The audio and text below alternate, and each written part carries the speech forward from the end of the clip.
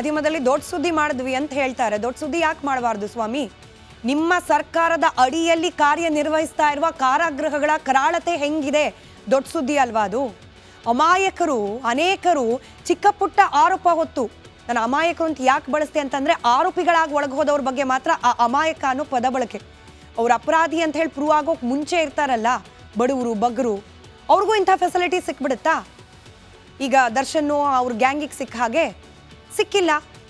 ಇದು high profile case ಅನ್ನೋದು ಗೊತ್ತಿದ್ದು ಕೂಡ 24 ಗಂಟೆ ಕೂಡ ಸರ್ಕಾರದ ಜವಾಬ್ದಾರಿಯುತ ಸಚಿವರುಗಳು, ಸಂಬಂಧಪಟ್ಟ ಇಲಾಖೆಯ ಅಧಿಕಾರಿಗಳು ಈ ಕೇಸ್ ಬಗ್ಗೆ ವಿಶೇಷವಾಗಿ ಗಮನ ಕೊಡಬೇಕಾಗಿತ್ತು. ಎಲ್ಲೂ ಕೂಡ ಕಾನೂನನ್ನ ಮೀರಿ ವರ್ತನೆಗಳಾಗಬಾರ್ದು, ಲೋಪದೋಷಗಳ ಆಗಬಾರ್ದು ಅನ್ನೋ ಕಾರಣಕ್ಕೆ ನೀವೇ ಹೇಳ್ದಾಗೆ ಇಡೀ ರಾಜ್ಯದ ಅಷ್ಟು ಮಾತ್ರ ಅಲ್ಲ, ಇನ್ಕ್ಲೂಡಿಂಗ್ ಕೆಲ ನ್ಯಾಷನಲ್ ಮೀಡಿಯಾಸ್, ಇಂಗ್ಲಿಷ್ ಹಾಗೆ ಹಿಂದಿ ಚಾನೆಲ್ಗಳು ಕೂಡ ದರ್ಶನ್ ಪ್ರಕರಣವನ್ನ ನಾನ್ ಸ್ಟಾಪ್ ಆಗಿ ಮಾನಿಟರ್ ಮಾಡ್ತಲೇ ಇದೆ. ಇಷ್ಟೆಲ್ಲ ಮಾಧ್ಯಮಗಳ ಕಣ್ಣು ಇದೆ ಅಂತ ಗೊತ್ತಿದ್ದು ಕೂಡ ಈ ರಾಯಲ್ ಟ್ರೀಟ್ಮೆಂಟ್.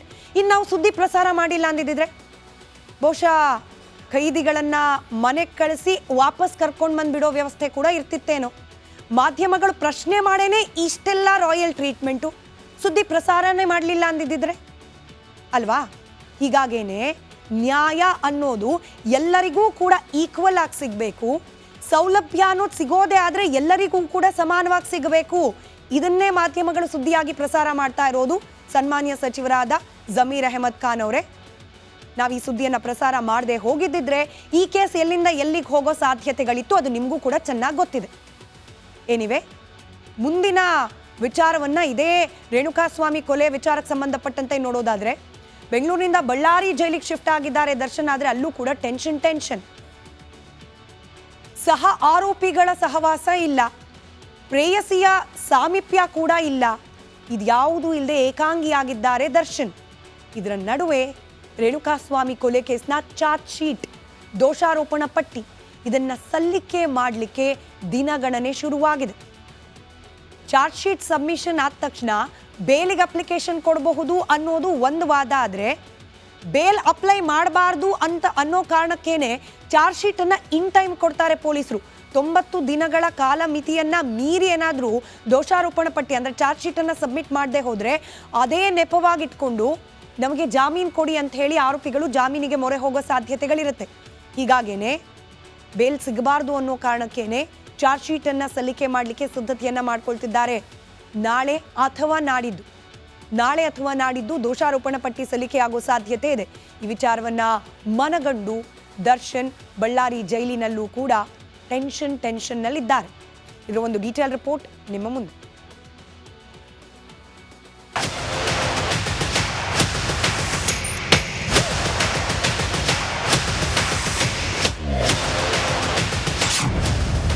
ಕಂಬಿ ಹಿಂದೆ ಕಾಟೇರನ ನಿತ್ಯ ನರಳಾಟ, ಪತಿಯನ್ನ ಕಾಪಾಡಿಕೊಳ್ಳಲು ಪತ್ನಿ ಪರದಾಟ. ಡೆವಿಲ್ ಗ್ಯಾಂಗ್ನಿಂದ ಬದುಕಿದಾಗಲೇ ನರಕ ಕಂಡು ಅಸುನೀಗಿದ್ದ ರೇಣುಕಾಸ್ವಾಮಿ ಕೊಲೆ ತನಿಖೆ ಪೂರ್ಣಗೊಂಡಿದೆ. ಪ್ರತ್ಯಕ್ಷ ಪರೋಕ್ಷ ಸಾಕ್ಷಿಗಳ ಗುಡ್ಡೆಯನ್ನೇ ಕಟ್ಟಿರುವ ಖಾಕಿ ಪಡೆ ಬೃಹತ್ ಚಾರ್ಜ್ ಶೀಟ್ ತಯಾರಿಸ್ತಾ ಇದೆ.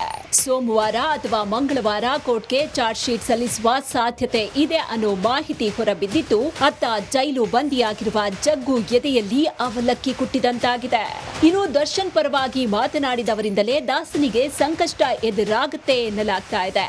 ಗಂಡನನ್ನ ಉಳಿಸಿಕೊಳ್ಳಲು ವಿಜಯಲಕ್ಷ್ಮಿ ಮಾಡಿದ ಪೂಜೆ, ಹರಕೆ, ಹೋಮಗಳು ನೀರಿನಲ್ಲಿ ಹೋಮ ಆಗುತ್ತಾ ಅನ್ನೋ ಆತಂಕ ಹೊರ್ಕೆ ಅಭಿಮಾನಿಗಳನ್ನ ಕಾಡ್ತಾ ಇದೆ. ದರ್ಶನ್ ಜೈಲು ಸೇರ್ತಾ ಇದ್ದಂತೆ ಆತನ ಪರ ಕೆಲ ಪ್ರಭಾವಿಗಳು ಮಾತನಾಡಿದ್ದು, ದರ್ಶನ್ ತಪ್ಪು ಮಾಡಿಲ್ಲ ಅನ್ನೋ ರೀತಿ ಕೆಲವರು ಹೇಳಿಕೆ ನೀಡಿದ್ದೇ ಕಾಟೇರಾಗೆ ಕಂಟಕವಾಗಿ ಕಾಡಲಿದೆಯಂತೆ. ಇದರ ಜೊತೆಗೆ ಕೊಲೆಯಾದ ಸ್ಥಳದಲ್ಲಿ ಸಿಕ್ಕ ಸಾಕ್ಷ್ಯಗಳು ಹಾಗೂ ಸಿಎಫ್ಎಸ್ಎಲ್ ವರದಿಯು ದರ್ಶನ್ ಭವಿಷ್ಯಕ್ಕೆ ಮಾರಕವಾಗಲಿದೆ. ಅತ್ತ ಚಾರ್ಜ್ ಶೀಟ್ ಸಲ್ಲಿಕೆ ಆಗ್ತಾ ಇದ್ದಂತೆ ಇತ್ತ ಜಾಮೀನು ಅರ್ಜಿ ಹಾಕುವುದಕ್ಕೆ ದರ್ಶನ್ ತಯಾರಿ ನಡೆಸಿದ್ದಾರೆ ಎನ್ನಲಾಗ್ತಾ ಇದೆ. ದರ್ಶನ್ ಅರ್ಜಿ ಸಲ್ಲಿಕೆ ಮಾಡ್ತಿದ್ದ ಹಾಗೆ ಆಬ್ಜೆಕ್ಷನ್ ಹಾಕುವುದಕ್ಕೂ ಕೂಡ ಪೊಲೀಸರು ಸಿದ್ಧತೆ ನಡೆಸಿದ್ದಾರೆ. ಧ್ರುವರಾಜ್, ರಿಪಬ್ಲಿಕ್ ಕನ್ನಡ, ಬೆಂಗಳೂರು. ಬ್ರೇಕ್ ಲೀಡ್ನಲ್ಲಿ ನಾನು ಹೇಳ್ತಾ ಇದ್ದೆ ನೋಡಿ, ಸಾಕ್ಷ್ಯಗಳಲ್ಲೂ ಕೂಡ 2 ಕ್ಯಾಟಗರಿ, ಒಂದು ಪ್ರತ್ಯಕ್ಷ ಮತ್ತೊಂದು ಪರೋಕ್ಷ. ಯಾವ ರೀತಿಯಾಗಿ ಪೊಲೀಸರು ಕೂಲಂಕುಷವಾಗಿ ಅಂದ್ರೆ ತನಿಖಾಧಿಕಾರಿಗಳು ಕುಲಂಕುಷವಾಗಿ ಸಾಕ್ಷ್ಯಗಳನ್ನು ಕಲೆ ಹಾಕಿದ್ದಾನಂದ್ರೆ ಡಾಟ್ ಟು ಡಾಟ್, ಅಂದರೆ ಒಂದು ಅಂಶದ ಮತ್ತೊಂದು ಅಂಶ ಕನೆಕ್ಟ್ ಆಗುವ ನಡುವಿನ ಎಲ್ಲ ವಿಚಾರಗಳನ್ನು ಕೂಡ ಸಾಕ್ಷ್ಯಗಳ ರೂಪದಲ್ಲಿ ಕಲೆ ಹಾಕಿದ್ದಾರೆ. ಇದನ್ನೇ ಮುಂದಿಟ್ಕೊಂಡು ಚಾರ್ಜ್ ಶೀಟ್ ಸಲ್ಲಿಕೆ ಮಾಡಿ ಕೋರ್ಟ್ನಲ್ಲಿ ನಾಳೆ ದಿನ ಈ ಪ್ರಕರಣ ಬಂದಾಗ ತನಿಖಾಧಿಕಾರಿಗಳಿಂದ ಯಾವುದೇ ರೀತಿಯ ಲೋಪ ಆಗಿಲ್ಲ ಅನ್ನೋ ರೀತಿಯಲ್ಲಿ ಸುವ್ಯವಸ್ಥಿತವಾಗಿ ಚಾರ್ಜ್ ಶೀಟನ್ನು ಸಲ್ಲಿಕೆ ಮಾಡಲಿಕ್ಕೆ ಸಿದ್ಧತೆಯನ್ನು ಮಾಡಿಕೊಂಡಿದ್ದಾರೆ. ಹಾಗಾದರೆ ಯಾವ ರೀತಿ ಸಾಕ್ಷ್ಯದ ಸುಳಿಯಲ್ಲಿ ಸಿಲುಕಾಕೊಳ್ಳೋ ಸಾಧ್ಯತೆ ಇದೆ ದರ್ಶನ್, ಯಾವೆಲ್ಲ ಅಂಶಗಳು ಉರುಳಾಗುವ ಸಾಧ್ಯತೆ ಇದೆ ಗಮನಿಸ್ತಾ ಹೋಗೋಣ. ಮೊದಲಾಗಿ ಪ್ರತ್ಯಕ್ಷವಾಗಿ ರೇಣುಕಾಸ್ವಾಮಿ ಕೊಲೆಯಾದ ಸ್ಥಳದಲ್ಲಿ ದರ್ಶನ್ ಇದ್ರೂ, ಪಟ್ಟಣಗೆರೆಯ ಆ ಇನ್ಫೇಮಸ್ ಶೆಡ್ ಅದರಲ್ಲಿ ದರ್ಶನ್ ಇದ್ರೂ ಅನ್ನೋದಕ್ಕೆ ಬೇಕಾದ ಸಾಕ್ಷ್ಯಗಳೆಲ್ಲವನ್ನ ಕೂಡ ತನಿಖಾಧಿಕಾರಿಗಳು ಕಲೆ ಹಾಕಿದ್ದಾರೆ. ಸಂಜೆ 7 ಗಂಟೆಯ ಮಹಾಭಾರತ ಚರ್ಚಾ ಕಾರ್ಯಕ್ರಮದಲ್ಲಿ ರಿಮಾಂಡ್ ನೋಟಿಸನ್ನು ಇಟ್ಕೊಂಡು ಅದರಲ್ಲಿರ್ತಕ್ಕಂಥ ಅಂಶಗಳನ್ನು ಉಲ್ಲೇಖ ಮಾಡಿ ಇಬ್ಬರು ವಕೀಲರು ಹಾಗೆ FSL ತಜ್ಞರ ಹತ್ರ ಅದರ ಕೂಲಂಕುಷವಾದ ಡೀಟೇಲ್ಸನ್ನು ನಿಮ್ಮ ಮುಂದೆ ಇಟ್ಟಿದ್ದೀವಿ. ಅಂದರೆ ದರ್ಶನ್ ಅವರು ಆ ಜಾಗದಲ್ಲಿ ಇದ್ರು ಅನ್ನೋದಕ್ಕೆ ಯಾವೆಲ್ಲ ಅಂಶಗಳನ್ನು ನಾಳೆ ಚಾರ್ಜ್ ಶೀಟ್ನಲ್ಲಿ ಮೆನ್ಷನ್ ಮಾಡುವ ಸಾಧ್ಯತೆ ಇದೆ ಅನ್ನೋದರ ಡೀಟೇಲ್ಸನ್ನು ಆಲ್ರೆಡಿ ನಿಮ್ಮ ಮುಂದೆ ಇಟ್ಟಿದ್ದೀವಿ. ಇದರ ಜೊತೆಗೆ ದರ್ಶನ್ ಸೇರಿದಂತೆ 6 ಜನರ ಮೊಬೈಲ್ ನೆಟ್ವರ್ಕ್ ಅಲ್ಲೇ ಇರೋದು ಪತ್ತೆಯಾಗಿದೆ. ಆ ಪಟ್ಟಣಗೆರೆಯ ಶೆಡ್ನ ಸುತ್ತಮುತ್ತ ಅಲ್ಲೇ ಇದ್ರು ಅನ್ನೋದಕ್ಕೆ ಇದು ಕೂಡ ಸಾಕ್ಷ್ಯವಾಗಿ ನಿಲ್ತಾ ಇದೆ. ಹಾಗೆ FSL ರಿಪೋರ್ಟ್ನಲ್ಲಿ ದರ್ಶನ್ ಅಂಡ್ ಗ್ಯಾಂಗ್ ಕ್ರೌರ್ಯ ಅನಾವರಣ ಆಗಿದೆ. ಇದನ್ನಂತೂ ಇಂಚಿಂಚಾಗಿ ರಿಪಬ್ಲಿಕ್ ಕನ್ನಡ ವಿವರಿಸಿದೆ. ಯಾವ ರೀತಿ ಬರ್ಬರವಾಗಿ ರೇಣುಕಾಸ್ವಾಮಿಯ ಮೇಲೆ ಅಟ್ಯಾಕ್ ಮಾಡಲಾಗಿದೆ ಅಂತ ಹೇಳಿ. ಇದ್ದ ಲಾರಿಗಳಿಗೆ ಗುದ್ದಿಸಲಾಗಿದೆ, ಮೆಗ್ಗರ್ ಮಷೀನನ್ನು ಬಳಸಿ ಎಲೆಕ್ಟ್ರಿಕ್ ಶಾಕ್ ಕೊಡಲಾಗಿದೆ, ಚಪ್ಪಲಿ ಕಾಲ್ನಲ್ಲಿ ಹೊಡೆಯಲಾಗಿದೆ, ಬೂಟ್ನಲ್ಲಿ ಒದೆಯಲಾಗಿದೆ. ಬರ್ಬರ ಅನ್ನೋ ಪದಕ್ಕೆ ಅಕ್ಷರಶಃ ಅರ್ಥ ಆಗೋ ರೀತಿಯಲ್ಲಿ ಅಟ್ಯಾಕ್ ಅನ್ನ ಮಾಡಲಾಗಿದೆ. ಕ್ರೌರ್ಯ ಯಾವ ಮಟ್ಟಕ್ಕೆ ಇತ್ತು ಅನ್ನೋದು FSL ರಿಪೋರ್ಟ್ನಲ್ಲೂ ಕೂಡ ಅನಾವರಣ ಆಗಿದೆ. ಚಿಕ್ಕ ಸ್ಕ್ರಾಚ್ ಮಾರ್ಕ್ ಇದ್ರೂ ಕೂಡ ಡೆಡ್ ಬಾಡಿ ಮೇಲೆ ಅದು ಹೆಂಗೆ ಆಗಿರಬಹುದು ಅನ್ನೋದಕ್ಕೆ ಈ FSL ರಿಪೋರ್ಟ್ನಲ್ಲಿ ಸಾಕ್ಷ್ಯಗಳಿರುತ್ತೆ, ಅಂದರೆ ಡೀಟೇಲ್ಸ್ ಇರುತ್ತೆ. ಚಿಕ್ಕ ಸ್ಕ್ರಾಚ್ ಮಾರ್ಕ್ ಆಗಿದ್ರೂ ಕೂಡ ಅಂಥದ್ರಲ್ಲಿ ರೇಣುಕಾಸ್ವಾಮಿ ದೇಹದ ಮೇಲೆ ಅದೆಷ್ಟು ಗುರುತುಗಳು, ಯಾವ್ಯಾವ ರೀತಿಯಲ್ಲಿ ಆದ ಅಟ್ಯಾಕ್ನ ಗುರುತುಗಳು, ಇದೆಲ್ಲದರ ಡೀಟೇಲ್ಸ್ ಕೂಡ FSL ರಿಪೋರ್ಟ್ನಲ್ಲಿ ಅಡಕವಾಗಿದೆ. ರೇಣುಕಾಸ್ವಾಮಿಯ ಎದೆಯ ಎಲುಬು ಮುರಿದಿದೆ,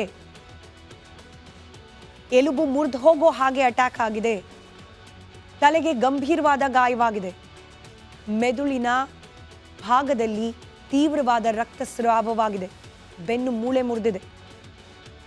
ಒಂದು ಚಿಕ್ಕ ಗಾಯ ಆದ್ರೇನೆ ಅದು ಎಷ್ಟು ಕಿರಿಕಿರಿ ಮಾಡ್ತಾ ಇರುತ್ತೆ. ಎಲ್ಲೋ ಬಿದ್ದು ಒಂದು ಚಿಕ್ಕ ಕ್ರ್ಯಾಕ್ ಆದರೂ ಕೂಡ ಬೋನ್ನಲ್ಲಿ ಅದು ಎಷ್ಟು ದಿನ ಬೇಕು ಅದನ್ನು ಸುಧಾರಿಸ್ಕೊಳ್ಳೋಕೆ. ಅಂಥದ್ರಲ್ಲಿ ರಿಬ್ ಗೇಜ್, ಬೆನ್ನಿನ ಮೂಳೆ ಮುರಿದು ಹೋಗೋ ಹಾಗೆ ಹೊಡೆದಿದ್ದಾರೆ ಅಂದರೆ ಆ ಮನುಷ್ಯ ಇನ್ನೆಷ್ಟು ನರಕ ಯಾತನೆಯನ್ನು ಅನುಭವಿಸಿ ತನ್ನ ಕೊನೆಯ ಉಸಿರನ್ನು ಎಳೆದಿರಬಹುದು. ಇಮ್ಯಾಜಿನ್ ಮಾಡ್ಕೊಳ್ಳಿ. ಕ್ರೌರ್ಯ ಅಂದರೆ ಯಾವ ಮಟ್ಟಕ್ಕಿರುತ್ತೆ ಅನ್ನೋದಕ್ಕೆ ಈ ಪ್ರಕರಣ ಕೂಡ ಸಾಕ್ಷ್ಯವಾಗಿ ನಿಲ್ತಾ ಇದೆ. ಇನ್ನು ದರ್ಶನ್ ಬಟ್ಟೆಯಲ್ಲಿ ರೇಣುಕಾಸ್ವಾಮಿಯ ರಕ್ತದ ಕಲೆ ಇರೋದು ಪತ್ತೆಯಾಗಿದೆ. ಲ್ಯೂಮಿನಲ್ ಟೆಸ್ಟ್ನಲ್ಲಿ ಇದು ದೃಢವಾಗಿದೆ.